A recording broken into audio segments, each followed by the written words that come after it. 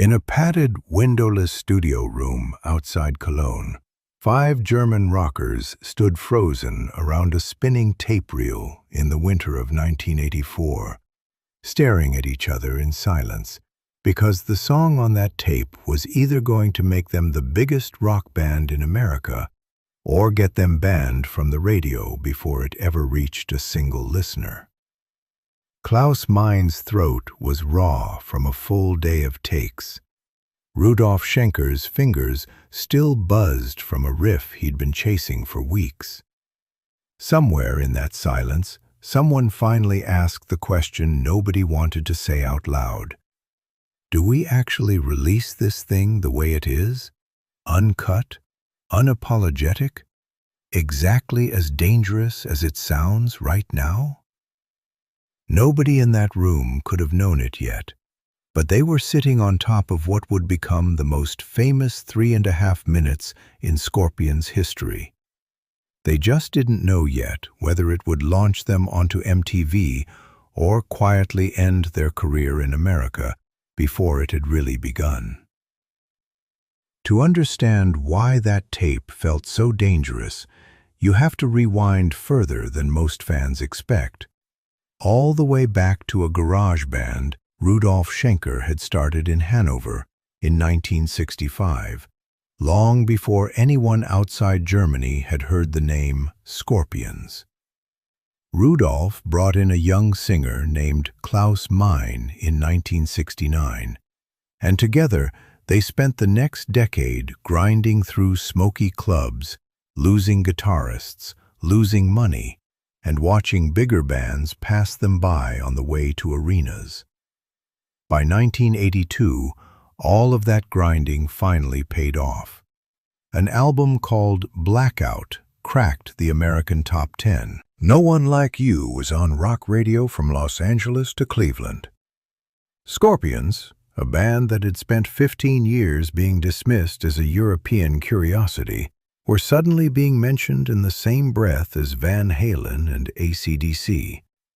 That kind of success is a gift, and it is also a trap.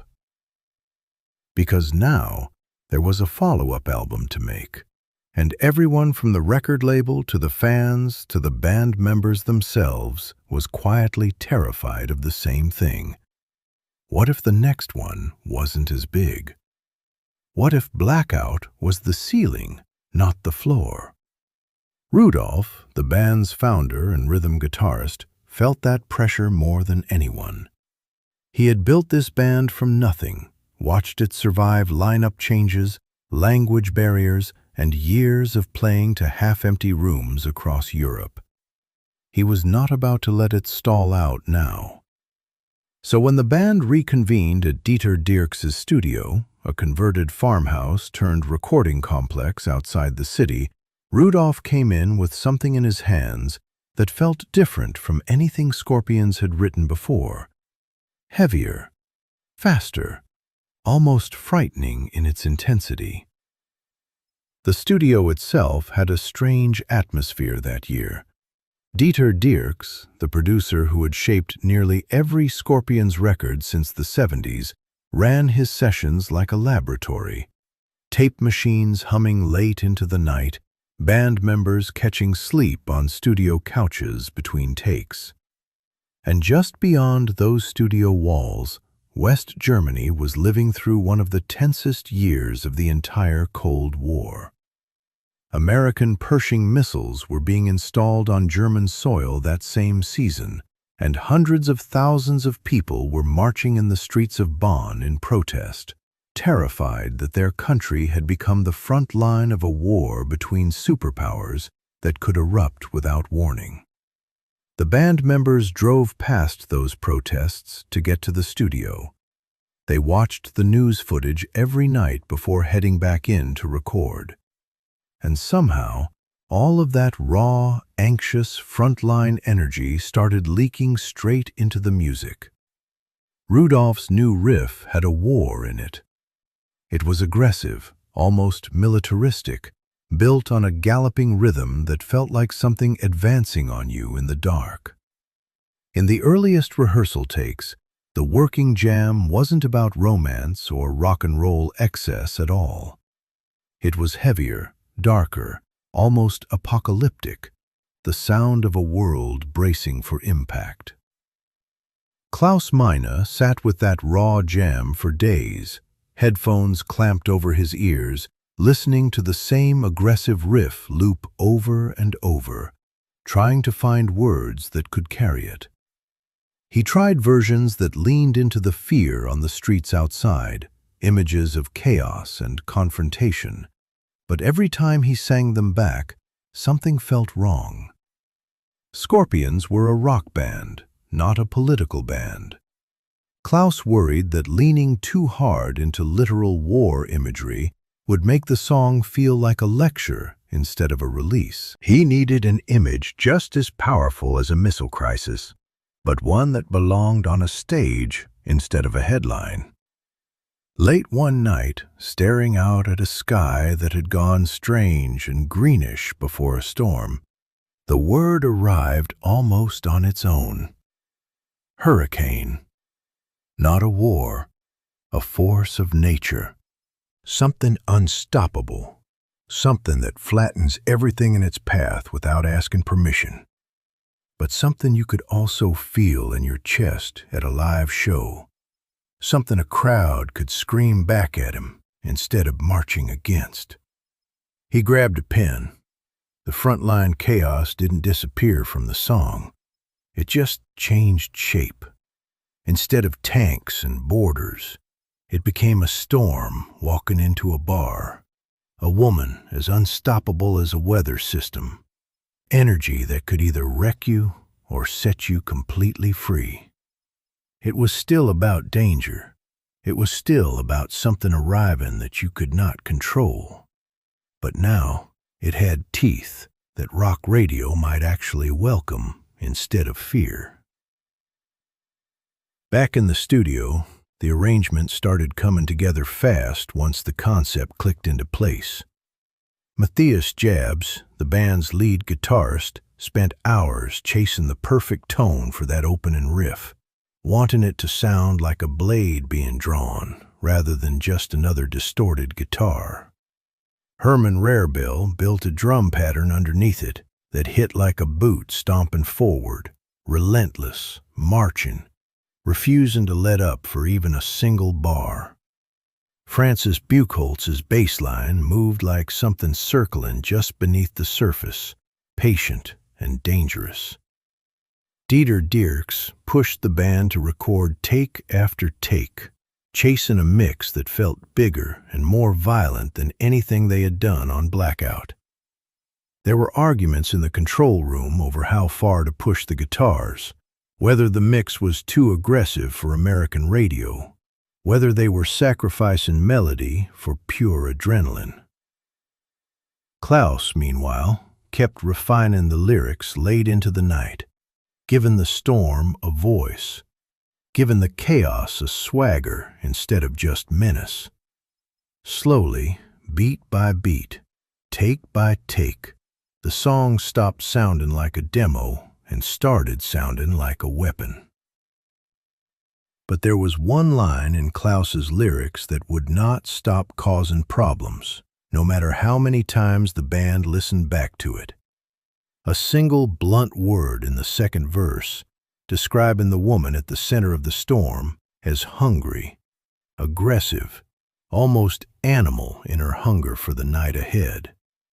It was exactly the kind of raw, unfiltered image that made the song feel dangerous and alive in the room. It was also, everyone in that studio knew, precisely the kind of line that could get a song pulled from daytime radio rotation in the United States without a second thought. Record executives back at the label were already nervous about how aggressive the new material sounded compared to the more melodic Blackout. A single objectionable word in the wrong verse could be enough for programmers to quietly drop the song from playlists before it ever had a chance to build momentum. This was the calculated risk sitting at the heart of that tense winter meeting. Release the song exactly as written, raw and uncensored, and risk having American radio simply refuse to touch it. Or soften it and risk losing the very rawness that made the song feel like a hurricane in the first place instead of just another rock single. Rudolph argued for keeping the intensity intact wherever possible. Klaus wanted the song to still be able to reach the widest possible audience. Dieter Dierks, ever the pragmatist, proposed a compromise that the band had used before and would use again. Record the album version with the full, uncensored lyric intact for the true fans, but prepare an alternate radio edit with the words softened so American programmers would have no excuse to keep it off the air. That decision, small as it sounds now, mattered enormously. It meant the song would exist in two forms from the very beginning: a wild, uncensored original for the album, and a slightly tamed public face for the airwaves. It meant Scorpions could keep their aggressive statement of intent intact while still handing radio a version programmers had no excuse to reject. The song even earned itself a new title along the way, something punchier and more universal than any working title about frontline chaos or missile crises ever could have been. Rock You Like a Hurricane. 4 words that promised exactly what the track delivered. Danger you could dance to. Chaos you could scream along with in a packed arena instead of a protest march. Klaus later said the title clicked into place the moment he sang it out loud for the first time in the vocal booth. Dieter Dierks leaning forward at the mixing desk, Rudolph watching through the glass with his arms crossed, waiting. When that chorus finally roared out of the studio monitors at full volume, nobody in the room needed to be told this was the one. The hesitation, the arguments, the 2 years of pressure since blackout, all of it seemed to lift for a moment, replaced by something closer to certainty.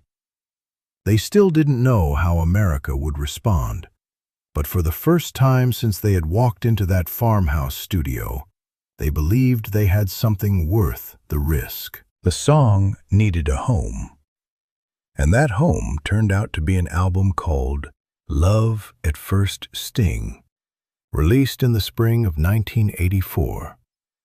The cover alone nearly caused as much controversy as the lyric had. It showed a couple locked in an intense embrace, the man appearing to bite at the woman's neck, her face caught somewhere between pain and ecstasy, a scorpion tattoo visible on her thigh. American retailers balked immediately. Some refused to stock the album with that artwork facing outward on the shelf, worried about complaints from parents walking past the record racks with their children. The label scrambled to prepare a toned-down alternate cover for more conservative markets, echoing the exact same compromise the band had just made with the lyrics themselves days earlier in that Cologne studio. Raw, uncensored art for the true believers who sought out the import pressing. A softened version for everyone standing at the edge of the record bin, deciding whether to take a chance on this German band at all. Scorpions were being asked again and again that entire year to prove they could be dangerous and safe at exactly the same time. To walk a tightrope between the raw energy that made them exciting and the polish that would let them survive in the mainstream American market they had fought so hard to reach. Then came the moment that decided everything. The night the song finally reached the audience it had been built for. MTV, still a young and hungry network in 1984, was exactly the kind of platform that could turn a calculated risk into a cultural explosion overnight. The video leaned all the way into spectacle. Cameras caught Rudolf Schenker swinging his guitar in wide arcs under a wall of lights. Matthias Jobs tearing through that opening riff like he was cutting the air open.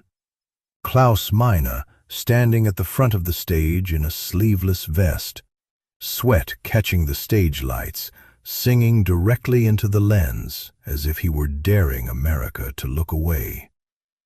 Smoke machines poured fog across the stage floor. The crowd noise was mixed in loud, deliberately, so that anyone watching at home could feel the size of what this band had become in Europe and hear exactly what they were missing in the States. Teenagers who had never heard a word of German rock before suddenly had this storm blasting out of the family television during afternoon video countdown shows. Radio stations that had hesitated started adding the edited version into rotation, testing the waters, watching requests pour in from listeners who wanted more. Within weeks, the song was climbing the American charts, eventually cracking the Billboard Hot 100, an almost unthinkable achievement for a German hard rock band just 2 years removed from being a regional curiosity. The gamble made in that Cologne studio, softening one word while keeping every ounce of aggression in the music itself, had worked exactly as Dieter Dierks predicted. Radio played it, MTV loved it, and fans, it turned out, wanted the storm exactly as loud and exactly as untamed as Scorpions had originally imagined it. More than 4 decades later, that riff still opens Scorpions concerts around the world, and stadiums still erupt the instant Matthias Jobs plays those first few notes. Hockey arenas blast it before games. Wrestling entrances borrow its swagger. Generations who were not even born in 1984 know every word of a song that began as a frightening, war-tinged jam in a converted German farmhouse, born out of real anxiety on real streets during one of the most dangerous years of the entire Cold War. Klaus Meine took that fear and reshaped it into something a crowd could roar back at him instead of march against.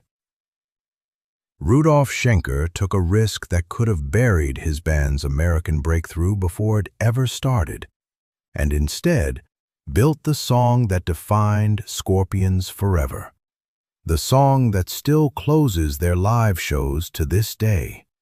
Cannons firing, pyro lighting up the rafters, tens of thousands of voices screaming the same chorus that once made a handful of nervous men sit around a tape machine in silence, wondering if they had gone too far. They hadn't. They had simply found the one shape that raw, dangerous, uncertain energy could take and still be let out into the world. It remains the ultimate proof that the most dangerous ideas, the ones that feel almost too raw to release, are sometimes exactly the ones that end up changing everything.